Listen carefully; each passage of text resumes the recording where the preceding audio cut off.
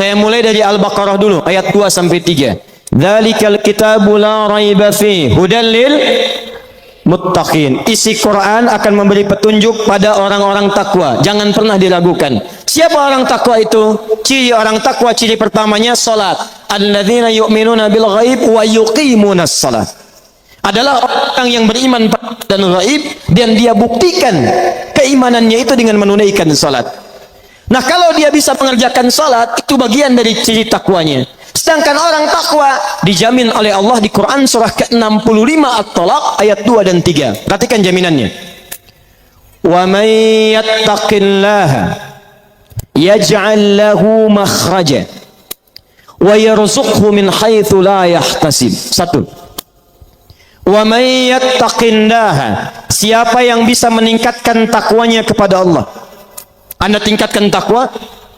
Siapa yang bisa menaikkan takwanya kepada Allah, yaj'al lahu makhraja. Ini jaminan Quran. Awas, kalau Adi Hidayat menjamin seseorang, Anda boleh ragu. Tapi kalau Allah yang menjamin kita semua, tidak ada peluang bagi kita untuk menolaknya. Siapa yang bisa meningkatkan takwanya, kata Allah, yaj'al lahu makhraja, maka kami akan berikan kemudahan pada setiap kehidupannya. Kami akan berikan solusi dari setiap masalah-masalahnya. Bahasa singkatnya, orang yang takwanya meningkat, maka hidupnya pasti, kata Allah, akan mudah. Saya ulang. Kata Allah, orang yang takwanya meningkat, ini rumusnya, persamaannya, hidupnya dijamin akan mudah. Kerja mudah, makan mudah, minum mudah, rumah tangga mudah, mau meninggal mudah. Masya Allah. Orang capek-capek, kelepek, ini bersin sekali, meninggal. Orang yang masuk kamar ribut sendiri, ini sujud sekali, meninggal. Takwa. Ibu mau meninggal mudah, Bu? Mau cepat meninggal? Mudah itu kan cepat, ya. Cepat, takwa. Orang yang takwa hidupnya mudah, kata Allah. Perhatikan, sedangkan kalimat takwa disebutkan 115 kali dalam Al-Quran. Kalimat takwa pertama yang disebutkan di Quran, Al-Baqarah ayat 2. Dzalikal kitabu la raiba fihi hudal lil muttaqin. Apa ciri takwanya? Salat. Alladzina yu'minuna bil ghaib wa yuqimunas salat. Jadi kalau kita buat persamaan, orang takwa cirinya salat. Orang takwa hidupnya mudah. Jadi ketika Allah meminta kita menunaikan salat, sebetulnya bukan ingin membebani kita menunaikan ibadah, tapi lebih daripada itu, Allah ingin membuat hidup kita semakin mudah. Allah nggak butuh dengan salat kita. Semuka langit dan bumi tidak sujud kepada Allah, tidak akan menurunkan status Allah sebagai Tuhan. Kita yang butuh, sebab ketika kita salat, hidup kita jadi mudah. Tapi persoalannya, mohon maaf, kalau ada orang salat hidupnya tidak jadi lebih mudah, berarti ada yang salah dengan cara menunaikan salatnya. Wa yarzuqhu min haitsu la yahtasib. Bahkan kata Allah, rizkinya akan saya kirimkan dari sisi-sisi yang tidak dia duga. Jangankan orang kerja, ini ada orang baru berangkat kerja, makanannya sudah datang. Orang-orang mau kerja sulit cari mobil, dapat mobil macet, Masya Allah. Orang takwa baru mau cari mobil, mobil datang. Ada macet, tiba-tiba polisi datang, kami kawal Pak, sampai. Masya Allah. Orang takwa mengerjakan apapun, kata Allah, mudah. Rizki mudah, hidup mudah. Sekarang pertanyaannya, maaf, siapa yang tidak pernah sholat? Angkat tangan. Yang subuh sholat, angkat tangan. Yang zuhur sholat, yang asar sholat, yang maghrib sholat, isya sholat, sholat. Hidup mudah tidak? Kerja mudah? Makan mudah? Nikah mudah? Masya Allah. Belum. Baik, lihat baik-baik sekali lagi. Kalau mudah, alhamdulillah, ada kebenaran dalam salatnya. Tapi kalau Anda dalam salat saja kita tunaikan kemudian tidak mendapatkan kemudahan dalam hidup, sekali lagi ada sesuatu yang kurang tepat dalam salatnya. Tahan. Apa artinya salat? Oh. Tiap hari salat tapi tak hafal mana salat. Apa artinya salat? Doa. As-salatu hiya doa di kitabul fiqih. Tapi asal kata salat itu bukan doa. Salat itu dari kata wasala yasilu silatan fahuwa salatun. Salat orangnya musalli. Wasala yasilu silatan, asal kata salat itu sampai dan terhubung. Kenapa diartikan doa? Karena setiap orang berdoa sampai hajatnya kepada Allah dan terhubung dengan Allah Subhanahu wa taala. Nah, asal kata salat itu punya hubungan yang kuat. Salat punya hubungan yang sangat kuat dengan Allah Subhanahu wa taala. Saya punya hubungan yang kuat dengan Pak Bupati misal, atau dengan Bapak Gubernur. Maka hidup saya di Banten jadi lebih mudah. Pak Gubernur, abdi bade ka Labuan. Oh, mangga ya disayogikan foreigner. Berangkat ke Labuan, mudah. Pak Gubernur, saya mau nengok ke kantor. Oh, silahkan, kasih akses, mudah. Jadi kalau Anda dekat dengan gubernur, dekat dengan bupati, hidup Anda mudah di wilayah Anda. Tapi Anda keluar dari Banten, belum tentu mudah. Keluar dari Indonesia, belum tentu mudah. Kalau dengan manusia saja dekat bisa hidupnya mudah, apalagi orang yang dekat dengan Allah Subhanahu wa taala. Allah pemilik bumi. Keluar dari Indonesia dekat dengan Allah, mudah. Ke Malaysia, mudah.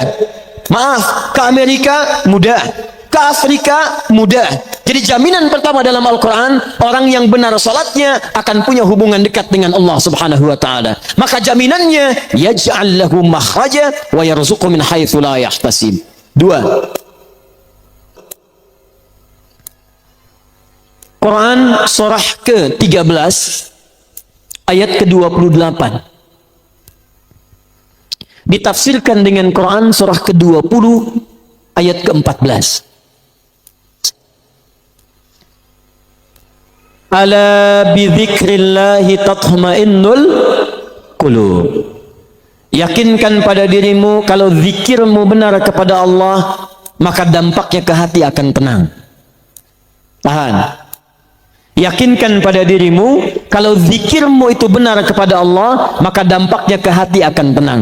Bapak Ibu sekalian, ayat Quran surah ke-13 Ar-Ra'd ayat ke-28 menyampaikan orang yang zikirnya benar itu hatinya akan cenderung tenang. Sedangkan dalam Al-Quran di antara makna zikir itu artinya salat. Bapak pasca salat subhanallah, subhanallah, alhamdulillah itu zikir. Dalilnya Quran surah ke-4 ayat 103. Ibu ba'da salat berdoa, Allahumma rabbana atina fid dunya hasanah, doa itu zikir. Dalilnya Quran surah ke-7 ayat ke-205. Wadhkur rabbaka fi nafsika tadarruan wa khifatan wa dunal jahri minal qaul. Saat kita berdoa, ya Allah, ya Allah, ya Allah, itu zikir. Baca Quran. Ba'da salat Anda baca Quran, Al-Ikhlas, Al-Falaq, An-Nas, ayat kursi, 5 ayat pertama Al-Baqarah, itu semua zikir. Dalilnya Quran surah ke-15 ayat ke-9. Inna nahnu nazzalna dzikra wa inna lahu lahafizun. Kami turunkan Al-Quran sebagai zikir. Jadi kalau kita selesai salat, qul huwallahu ahad, qul a'udzu birabbil falaq, qul a'udzu birabbin nas, Allahu la ilaha illa huwal hayyul qayyum, itu kita sedang berzikir pada Allah Subhanahu wa taala. Menghafal Quran, berzikir. Bahkan orang yang hafal Quran, zikirnya 4 kali lipat dibandingkan dengan orang-orang biasa. Karena hafalan Quran disebutkan oleh Quran 4 kali dibandingkan dengan bacaannya saja. Quran surah 54, ayat 17, ayat 22, ayat 32, ayat ke-40. Walaqad yassarnal Qur'ana lidzikri. Kami telah mudahkan Al-Quran untuk dihafalkan. Menghafal Quran, bahasa Qurannya bukan hifzi, tapi zikri. Jadi orang yang sedang menghafal Quran sedang zikir. Bismillahirrahmanirrahim. Subhanalladzi asra bi'abdihi lailan minal masjidil haram. Zikir. Alhamdulillahilladzi anzala ala 'abdihil kitab. Zikir. Sampai ke An-Nas. Tapi tahukah Anda puncak zikir itu ada pada salat. Kenapa puncak zikir disebut dengan salat? Karena salat menghimpun semua jenis zikir yang tadi disebutkan. Anda selesai salat mengucapkan Allahu Akbar, Allahu Akbar, Subhanallah, Alhamdulillah. Dalam salat bukankah Anda bacakan itu? Anda memulai salat Allahu Akbar. Mau ruku Subhana rabbiyal azim wa bihamdi. Sujud Subhana rabbiyal a'la. Kalimat-kalimat zikir yang biasa disebutkan muncul dalam salat. Baca Quran itu zikir. Bukankah dalam salat baca Quran? Al-Fatihah itu Quran. Setelah baca Al-Fatihah kita baca Quran. Berdoa itu zikir. Bukankah salat disebut dengan doa? ruku doa, duduk di antara dua sujud doa. Jadi kalau ada orang berzikir saja baca Quran bisa tenang, maka orang salat Quran surah ke-20 ayat ke-14. Innani anallahu la ilaha illa ana fa'budni wa aqimis salata li dzikri. Kata Allah, tunaikan salat sebagai zikir kepada saya. Orang yang zikir itu hatinya tenang. Jadi kalau ada orang salat menghimpun semua jenis zikir, belum tenang hatinya, ada yang salah dalam salatnya. Jadi mohon maaf Bapak Ibu sekalian, baca Quran saja, kalau benar bacanya kata Allah, itu hatinya tenang. Ibu kalau nggak percaya silakan Bu ya. Akhir bulan sedang gelisah, uang belanja belum datang, belum gajian, gelisah. Kata Quran gampang, tidak usah mengeluh. Jangan bikin status. Ini gaji belum turun, nulis di Facebook. Belum gajian. Tungguin komennya. Buang-buang waktu. Kata Allah, kalau hati ingin tenang, ada 5 amalan diantaranya tadi. Baca Quran, buka mushaf, ambil wudhu, baca Quran. Saat Anda baca Quran, seketika ketenangan diberikan kepada kita. Tapi ada yang hebat. Ada satu amalan yang menghimpun semua jenis zikir. Quran dihimpun, zikir bacaan kalimat thayyibah dihimpun, hafalan Quran dihimpun. Apa itu? Salat. Jadi kalau bapak dan ibu sehari minimal 5 kali salat, tapi tidak memberikan ketenangan pada jiwa kita, itu ada yang salah dalam salatnya. Ada yang tidak tepat dalam penunaiannya. Hati-hati, hati-hati. Nanti kita akan bahas satu-satu caranya. 3. Saya agak pelan-pelan ya. Awas, awas. Kadang-kadang ketenangan itu penting. Dan nanti ada pembahasan khusus. Kadang-kadang orang yang punya harta itu dibandingkan dengan yang mendapatkan ketenangan jauh nilainya. Kadang-kadang ketenangan lebih penting dibandingkan harta yang dipegang. Saya tanya ibu deh, Bu, ibu pilih mana? Kaya tapi gelisah atau miskin tapi tenang? Sudah, nggak ada pilihan ketiga, nggak usah maksa. Kaya tapi gelisah atau miskin tapi tenang? Oh, ayo ya orang-orang pilihan ketiga. Sudah, pindah 3. Sakit tapi tenang atau sehat tapi gelisah? Oh, ya. Anggar we katilu ini. Sudah 3. Saya percepat saja lah. Agak cepat karena ini masih mukadimah nih, kita belum mulai. Belum mulai kita, saya belum serius ini. Sampai jam berapa Pak? Pak Amin? Ayo mau nggak tabu 2? Saya mah jam 12 pulang. Sudah 3. Saya cek dulu. Tadi kalau orang sholatnya benar, 1 apa? Hidupnya mudah. 2 apa? Hatinya tenang. 3. Orang yang sholatnya benar, itu dijamin oleh Al-Quran, doanya akan cepat dikabulkan oleh Allah Subhanahu Wa Taala. Sudah, jangan, tidak cukup dengan amin. Lihat dulu. Ibu anaknya mau sekolah, berdoa. Ada yang mau menikah, berdoa. Ada yang cari kerja, berdoa. Awas, awas. Kalau Anda tiap hari menunaikan sholat, tapi doanya telat terjawab, maka ada yang harus dicek dalam sholatnya. Karena orang yang sholatnya benar, itu Masya Allah, mohon maaf, jangankan doa biasa. Orang yang meminta kepada Allah, bahkan yang kata manusia mustahil, itu kalau sholatnya benar bisa dikabulkan oleh Allah Subhanahu Wa Taala. Dalilnya Quran surah ketiga Ali Imran ayat 38 sampai 39, paling kanan sebelah atas. Kenal Nabi Zakaria? Oh, ayo kenal. Kenal di mana? Nah, orang rengat tak? Belum ditulis sudah kelihatan. Nabi Zakaria kenal. Baik, sudah. Nabi Zakaria, Nabiullah, dekat dengan Allah.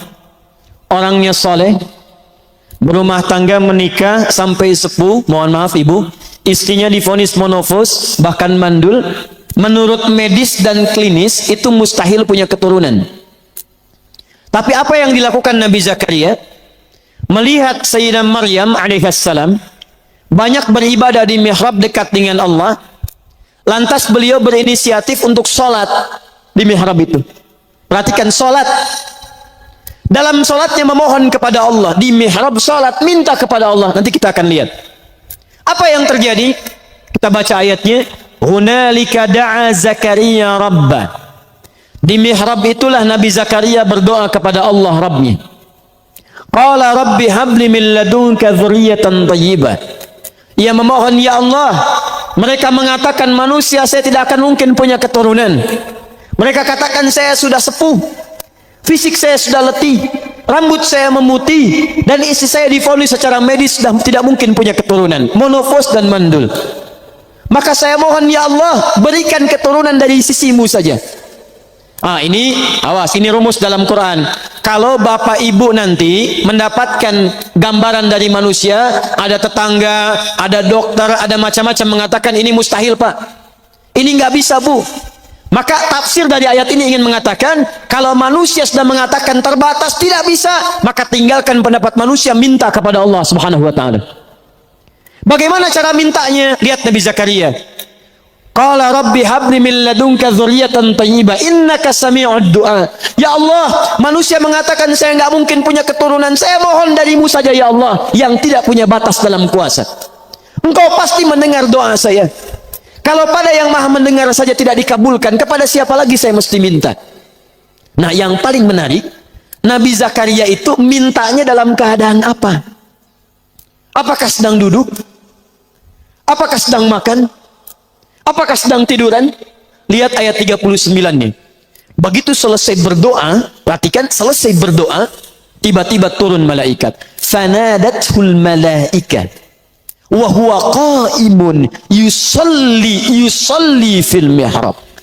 Tiba-tiba turun malaikat menyampaikan kepada beliau, annallaha yubashshiruka bi Yahya. Jadi baru selesai berdoa, turun malaikat. Hei Yahya, hei Zakaria, kamu dapat kabar gembira dari Allah, kamu akan punya keturunan. Bahkan langsung namanya dari Allah, Yahya.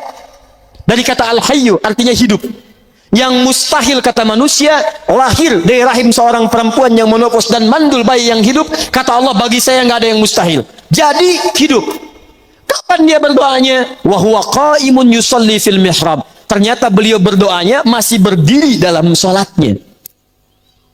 Nabi Zakaria sholat bu, berdoa kepada Allah. Sholatnya belum tuntas. Perhatikan dahsyatnya. Sholatnya belum selesai, doanya sudah dikabulkan. Belum selesai sholatnya, kata Quran, qaimun yusalli. Beliau masih berdiri dalam sholatnya. Sholatnya belum tuntas. Minta kepada Allah dalam sholat. Sholatnya belum salam, belum selesai. Baru selesai berdoa, langsung dikabulkan. Ini orang sekarang, sholat sudah tuntas. Dalam sholat minta, Rabbik firli, warhamni, wajburni, sampai minta ke-7 sampai 8 permintaan. Sujud minta lagi, berdiri minta lagi, ruku minta lagi. Bahkan setelah sholat pun masih minta. Ya Allah, mohon berikan saya rizki.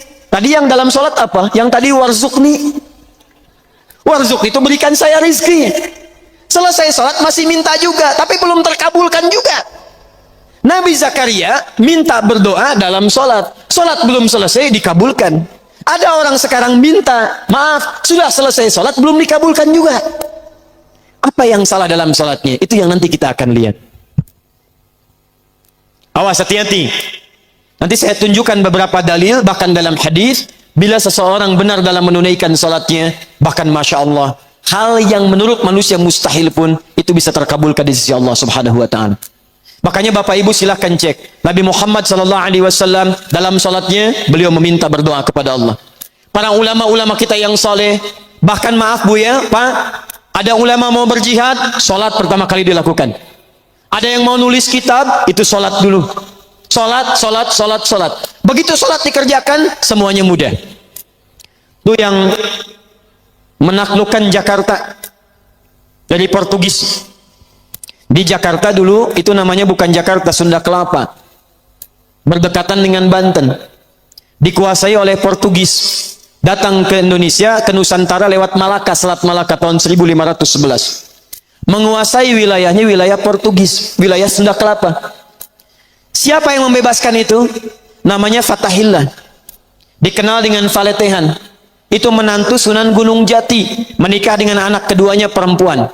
Anak pertama namanya Muhammad, anak keduanya perempuan menikah dengan Fathullah atau Fatahillah. Datang kemudian ditugaskan untuk membebaskan Sunda Kelapa. Sebelum berangkat, sholat, wudhu, minta kepada Allah. Begitu berangkat dimudahkan oleh Allah Subhanahu wa taala. Wa ma ramaita idz ramaita. Bukan panah yang kau lemparkan, tapi Allah yang memberikan kemudahan-kemudahan dalam semua itu. Berhasil dibebaskan di bulan Ramadan, tanggal 22 Ramadan tahun 933 Hijrah.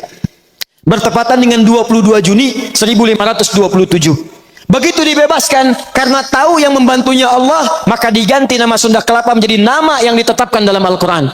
Surah ke-48 ayat pertama. Inna fatahna laka fatham mubina. Fatham mubina dalam bahasa lokal disebut dengan Jayakarta, disingkat Jakarta. Sampai sekarang ulang tahun Jakarta 22 Juni. Siapa itu Fathullah? Menantu Sunan Gunung Jati. Siapa Sunan Gunung Jati? Namanya Syarif Abdullah. Siapa Syarif Abdullah? Anaknya Syarif Abdullah. Siapa Syarif Abdullah? Syarif Hidayatullah. Syarif Hidayatullah anaknya Syarif Abdullah. Syarif Abdullah anaknya Ahmad Jumadil Kubra. Siapa Syekh Ahmad Jumadil Kubra? Satu di antara 9 wali yang pernah menyampaikan risalah dakwah di Nusantara. Beliau punya 2 orang anak, satu Syarif Abdullah, yang kedua Maulana Ishaq. Syarif Abdullah itu nanti yang kemudian menikah dengan seorang perempuan namanya Syarifah Mudaim. Siapa Syarifah Mudaim? Namanya Rara Santang, lahir tahun 1426. Dia punya kakak namanya Walang Sungsang, ganti nama jadi Abdullah Iman, lahir tahun 1423. Siapa bapaknya? Bapaknya namanya Prabu Siliwangi, menikah dengan siapa? Nyai Subang Larang. Siapa Nyai Subang Larang? Muridnya Syekh Hasanuddin. Siapa Syekh Hasanuddin? Pernah belajar ilmu Quran di Mekah. Mekah dikenal dengan Ummul Qura, maka dikenal dengan Syekh Qura. Di mana tempatnya? Di Karawang.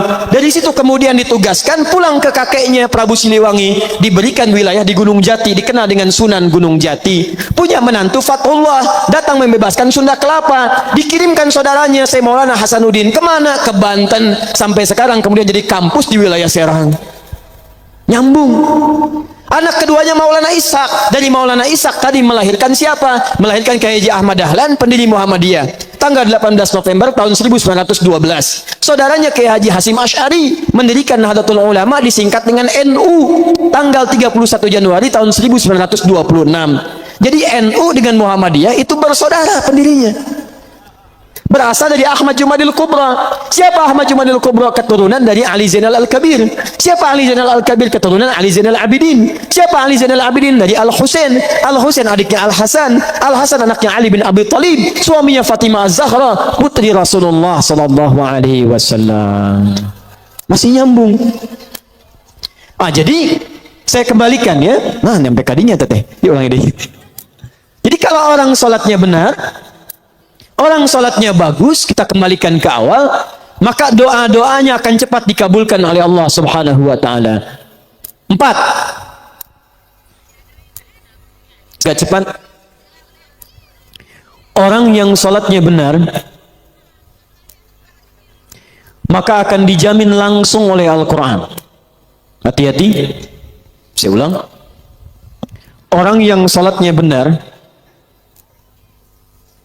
akan mendapatkan jaminan langsung dalam Al-Quran, jaminan kebahagiaan dan kesuksesan dalam seluruh aktivitasnya. Awas, hati-hati. Jadi ahli salat itu, maaf, belajar sukses, rumah tangga bahagia, usaha sukses. Nanti saya tunjukkan Pak Bu ya, nanti saya kisahkan ketika kita mulai belajar, mulai seriusnya. Ini masih mukadimah. Nanti ada yang mempraktikkan makna keempat ini, modalnya cuma pakaian Pak. Modal pakaian, oleh Nabi diberikan pendidikan sholat. Begitu dipraktekkan sholatnya, datang ke Madinah, 3 bulan langsung jadi orang nomor 3 paling kaya di kota Madinah. Mempraktekkan makna sholat. Ya, ini ada di Quran, surah ke-23, ayat 1 sampai dengan 2. Qad aflahal mu'minun. Orang yang beriman itu pasti akan menggenggam kesuksesan dan kebahagiaan. Jadi ada sukses saja, ada bahagia saja. Kalau sukses saja, yang belum tentu bahagia, itu bahasa Arabnya namanya fauz. Turunannya faiz, faizin, fauzan, faizah. Kalau di sini ada yang namanya faizah, faizin, fauzan, itu artinya orang yang diharapkan sukses dalam hidupnya, walaupun belum tentu bahagia. Ada yang kedua, bahagia saja, walaupun belum tentu sukses. Itu farah namanya. Fariha. Orangnya disebut dengan farhan laki-laki, perempuannya disebut dengan farah. Kalau di sini ada yang namanya farhan, itu artinya orang yang diharapkan bahagia dalam hidupnya, tapi belum tentu sukses. Ayo tadi pilih mana? Miskin tapi bahagia, atau kaya tapi gelisah? Kaya gelisah. Nah, sukses, ada sukses saja namanya fauz, disebutkan 29 kali dalam Al-Quran turunannya. Ada bahagia saja, farah namanya. Kalau Anda gabungkan sukses dan bahagia, Ustadz saya ingin sukses bahagia, kaya tenang, sukses dunia, sukses akhirat, gabungkan jadi satu, maka bahasa Arabnya berubah. Dari kata fauz, dari kata farah berubah menjadi kata falahun. Falah. Falah, sukses dan bahagia. Lihat sini. Kalau kita kemudian menggenggam kesuksesan itu, kita pegang, ambil. Baik, kalau orang sudah sukses ingin dilepaskan tidak? Kalau orang sudah sukses ingin berubah jadi tidak sukses tidak? Tidak. Kalau orang sudah bahagia ingin sedih tidak? Maka orang yang sudah sukses, sudah bahagia, umumnya ingin terus menggenggam itu dan tidak ingin dilepaskan. Kalau Anda ingin terus mendapatkan itu dan tidak ingin dilepaskan, maka bahasa Arabnya di ilmu sharaf tambahkan hamzah di awal katanya. Kata Allah, qad aflahal mu'minun, Quran surah ke-23 ayat 1 dan 2. Sungguh orang yang beriman itu pasti menggenggam kesuksesan dan kebahagiaan. Jadi kalau bapak ibu beriman, imannya benar, pasti sukses. Anda pengusaha beriman, sukses. Apa buktinya? Utsman beriman, Abu Bakar beriman, Abdurrahman Auf beriman. Mereka pengusaha, sukses. Anda politisi, Anda birokrat, Anda diplomat beriman, sukses. Apa buktinya? Ammar bin As, Muawiyah bin Abi Sufyan, sukses. Anda guru, Anda dosen, Anda pengajar, Anda beriman, sukses. Siapa buktinya? Ali bin Abi Thalib, Al-Kindi, Al-Farabi, Al-Ghazali, Al-Khawarizmi, Al-Battani, sukses. Jadi setiap kita kalau benar-benar beriman, jadi apapun pasti sukses dan bahagia. Nah, apa cirinya orang yang sukses falah ini, yang mendapatkan aflah ini? Teruskan ayatnya, ayat keduanya. Ternyata amalannya orang sukses ini bukan kerja keras saja, bukan belajar keras saja, tapi amalan pertamanya alladzina hum fi salatihim khashi'un, yaitu orang-orang yang saat menunaikan salat dia serius dan khusyuk menunaikan salatnya.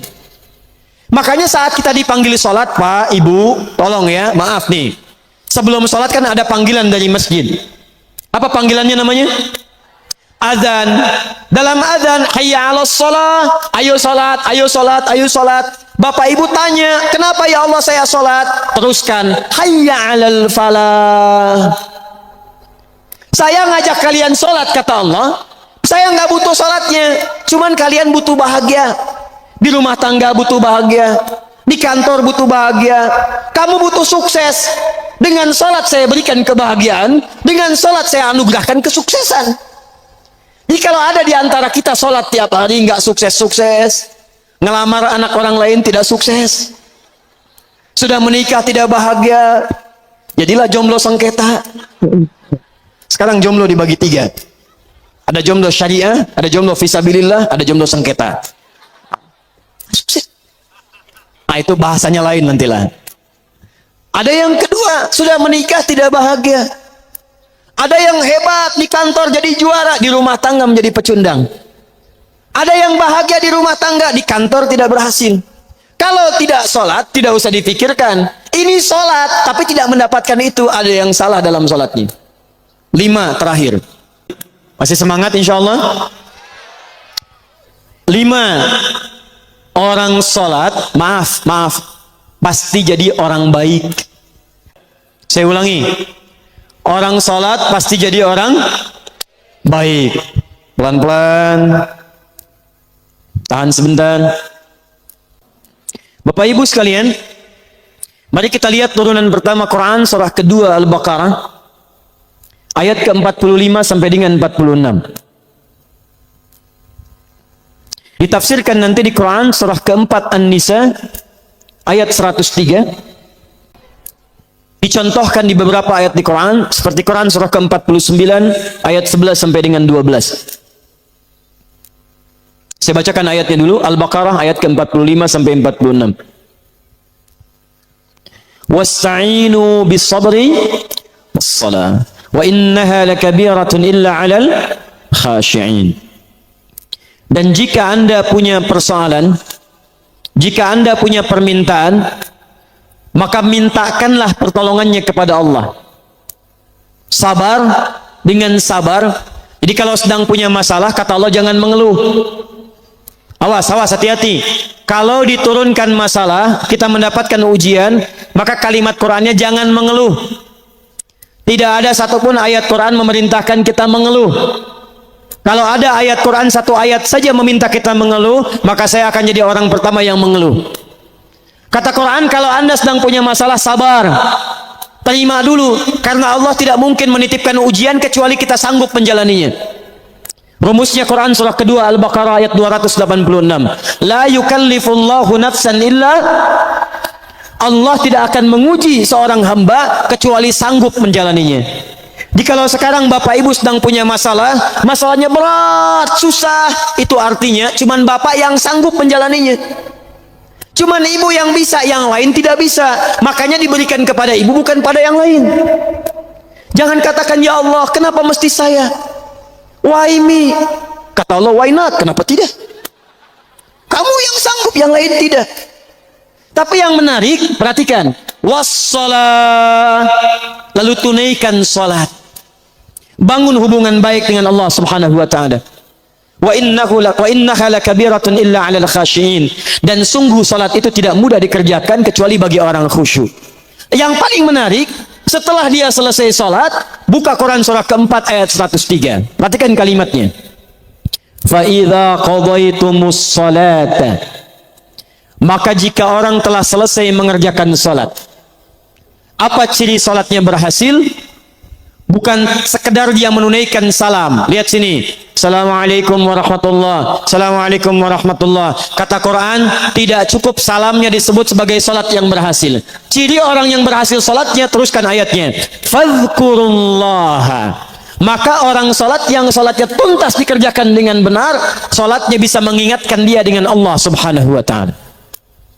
Jadi kata Quran, kalau orang benar salatnya, selesai salat dia ingat Allah. Saya ulang, selesai sholat dia ingat Allah. Qiyaman, saat berdiri ingat Allah. Wa qu'udan, duduk ingat Allah. Wa ala junubikum, berbaring ingat Allah. Sedangkan kaidah mengatakan, kaidah al-qaidatu taqul, orang yang ingat Allah, alladzi yadhkurullaha fi hayati, orang-orang yang selalu ingat Allah dalam kehidupannya, itu mustahil akan menyimpang dari hukum-hukum Allah. Lihat, orang sholat dekat dengan Allah. Selesai sholat, ingat Allah. Kaidah mengatakan orang yang ingat Allah mustahil akan menyimpang dari hukum Allah. Sedangkan hukum Allah mengatakan setiap orang yang dekat dengan Allah pasti jadi orang baik. Lihat sini, orang yang dekat dengan Allah, karena Allah sifatnya baik, hukumnya baik, maka orang-orang yang ingat Allah pasti mustahil akan tidak memiliki nilai-nilai kebaikan. Makanya Quran langsung menyebutkan, orang yang ingat Allah, maka matanya hanya akan dipakai pada yang baik-baik. Orang yang ingat Allah, telinganya akan mendengar yang baik-baik. Orang yang ingat Allah, tangannya akan memegang yang baik-baik. Bagaimana cara mengingat Allah? Salat. Karena itu orang yang selesai salat mustahil berbuat maksiat. Otomatis orang yang salat itu akan selalu berperilaku baik dalam kehidupannya. Contoh nih Bu, Pak, apa fungsi mata? Melihat tuh. Bapak ibu punya mata, melihat. Kambing pun punya mata, kambing melihat. Sekarang apa bedanya mata orang rengat dengan mata kambing rengat? Kalau cuma melihat, kambing pun melihat. Kalau cuma melihat, elang pun melihat. Tuh lihat elang naik sampai Gunung Karang, naik sampai ke awan. Anak ayam kelihatan. Ayam bapak ibu diambil elang dari atas kelihatan. Orang menes naik pesawat, ngelihat anak sendiri nggak kelihatan.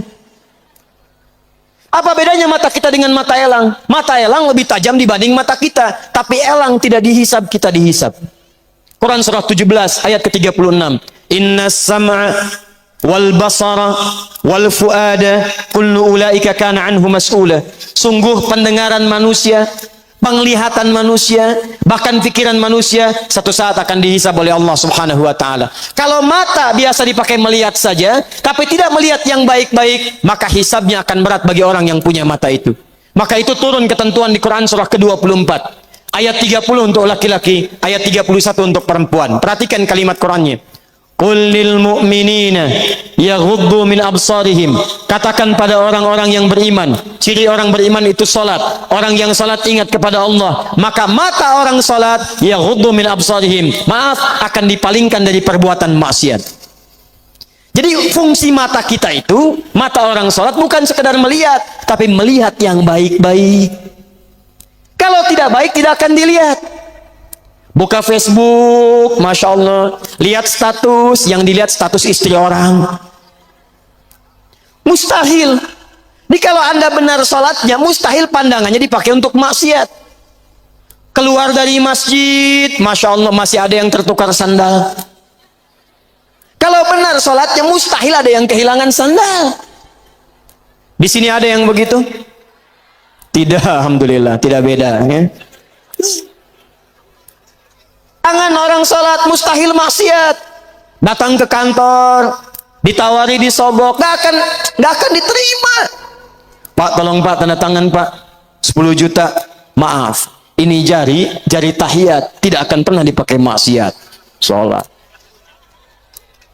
Nah Pak, 100 juta. Sebentar, istikharah dulu ya. Bisa. Jadi kalau benar sholatnya, pasti akan baik kehidupannya. Lisannya tidak akan dipakai mencela. Turun Quran surah 49 ayat ke-11. Ya ayyuhalladzina amanu, iman. Iman pasangannya amal soleh. Turunan amal soleh salat. La yaskhar qaumin qaum, jangan saling mencela. Jadi kalau ada orang salat masih mencela, ada yang salah dalam salatnya. Ini belum salat sudah dicela imamnya. Siapa imamnya? Oh si fulan. Ah, bunga. Oh, Masya Allah. Itu. Ada orang sekarang suka mencela? Ada yang suka bertengkar? Ada. Kalau orang itu sholat, berarti ada yang salah dalam sholatnya. Ini mau sholat subuh, sibuk, ribut. Yang satu kunut, yang satu tidak. Gara-gara kunut, saling mencela. Akhirnya ujung-ujungnya nggak pada sholat. Itu yang salah. Saya pernah tugas di Mekah tahun 2010.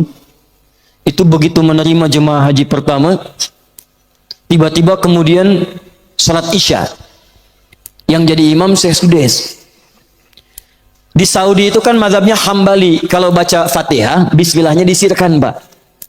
Di cara baca bismillah itu ada 4, hadisnya 70 Pak. Hadis bismillah itu 70 hadis, semua bersambung pada Nabi. Caranya ada 4. Bisa dijaharkan, dipilih oleh Imam Asy-Syafi'i, lahir tahun 150 Hijrah. Bisa disirkan, ya, dipilih silent, dipilih oleh Imam Ahmad bin Hanbal, lahir tahun 163 Hijrah. Bisa tidak dibaca sama sekali, dipilih oleh Imam Malik dan Imam Abu Hanifah. Imam Malik lahir tahun 93 Hijrah, Imam Abu Hanifah wafat tahun 150 Hijrah. Kalau dijaharkan, dibaca keras, Bismillahirrahmanirrahim. Sir, silent, tipis. Jadi kalau silent tidak usah dikencangkan, ini silent, sir, tapi ditempelkan ke mic. Bismillahirrahmanirrahim. Itu sama dengan jahar. Bisa tidak dibaca sama sekali. Alhamdulillahi Rabbil Alamin. Jamaah pertama Indonesia datang ke Mekah. Salat dipimpin Syekh Sudes, mazhabnya Hambali. Bismillahnya sir. Bismillahirrahmanirrahim. Alhamdulillahi Rabbil Alamin. Apa komentar pertama? Oh, iki imamnya Muhammadiyah ya? Masya Allah. Muhammadiyah cabang Masjidil Haram. Bayang. Padahal dari sejak dulu sudah ada. Begitu subuhnya nggak kunut, apa saya bilang? Masya Allah. Bapak Ibu sekalian, yang bismillah dijaharkan, benar. Yang disirkan, benar. Yang salah yang tidak sholat. Yang kunut benar, ada dalilnya. Al-Imam Asy-Syafi'i kunut, dalilnya dari Ibnu Umar, diajarkan oleh Nabi kalimatnya pada cucu Nabi Al-Hasan. Allahumma hdini fi man hadait. Kalau jama' Allahumma hdina fi man hadait, wa afina fi man afait, wa tawallana fi man tawallait, dan seterusnya hadisnya. Yang tidak kunut juga mengambil pemahaman kunutnya kunut nazilah, diambil oleh Imam Ahmad bin Hanbal. Yang tidak kunut sama sekali seperti Imam Abu Hanifah, dalilnya ada, mengambil riwayat di Bi'r Ma'unah saat turunnya Quran surah ketiga Ali Imran ayat 128, laisa laka minal amri syai'un aw yatuba 'alaihim aw yu'adzibahum fa innahum zalimun. Dipilih oleh para ulama. Zaman Nabi itu sudah ada contohnya. Nabi kemudian berhenti sementara waktu, sahabat ada yang kunut ada yang tidak, Nabi membenarkan keseluruhannya, diteruskan oleh para ulama. Imam Syafi'i memilih kunut subuhnya, Imam Ahmad kunutnya nazilah, Imam Abu Hanifah tidak kunut, Imam Malik kunut subuh, kunutnya sebelum ruku disirkan. Yang kunut dibenarkan oleh Nabi, yang tidak kunut pun dibenarkan oleh Nabi. Yang tidak dibenarkan yang tidak sholat subuh.